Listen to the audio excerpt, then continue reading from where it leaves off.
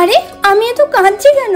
আর দাদা এটা কি করছে? তো সেই দিন ছিল আমাদের বংশমশাইয়ের নতুন স্টুডিওতে পুজোর দিন। এই দিন সবার মনে একটা আলাদাই আনন্দ ছিল। তবে চলো পুজোটা দেখানোর আগে আমাদের নতুন স্টুডিওটা কেমন হয়েছে সেটা দেখাই। তো বংশমশাইয়ের একটা শুটেই আমরা প্রথমবার নতুন স্টুডিওতে গিয়েছিলাম। আর হ্যাঁ, এটা দেখার পর আমাদের রিয়াকশনটা ঠিক এইরকমই ছিল। এন্ড গিয়ে দেখি তখনও ডেকোরেশনের কাজটা কমপ্লিট হয়নি, মানে শুটের আগেও ডেকোরেশন চলছিল। আর তোমরা জানো এই স্টুডিওর কালার, ওয়ালপেপার, ফার্নিচার থেকে শুরু করে সমস্ত কিছু ছিল ভাই আর গুনগুনের দুজনের পছন্দের। তো ফার্স্ট রুমে এখনো ডেকোরেশন করা বাকি ছিল। এন্ড এটা হচ্ছে আমাদের লিভিং রুম। এন্ড এটা স্টুডিওর আরেকটা সেকেন্ড রুম, যেটার ওয়ালপেপারটা আমার একদম অসাম লেগেছিল। তো চলো এবার তোমাদেরকে কিচেন রুমটা দেখাই, যেখানে তৈরি হয়েছিল বংশমশাইয়ের একটা নতুন ক্যারেক্টার। আর হ্যাঁ, স্টুডিওর আরেকটা জিনিস খুবই পছন্দ হয়েছিল, সেটা ছিল এই ডাইনিং টেবিলের পিছনে পোর্ট্রেটটা। এন্ড এটাও ভাই আর গুনগুনি পছন্দ করেছিল। এন্ড লাস্ট হচ্ছে আমাদের স্টুডিওর একমাত্র মিরর। হ্যাঁ, এটা আমাদের স্টুডিওর একমাত্র মিরর, কারণ বললাম না এখনো ডেকোরেশনের কাজ চলছে।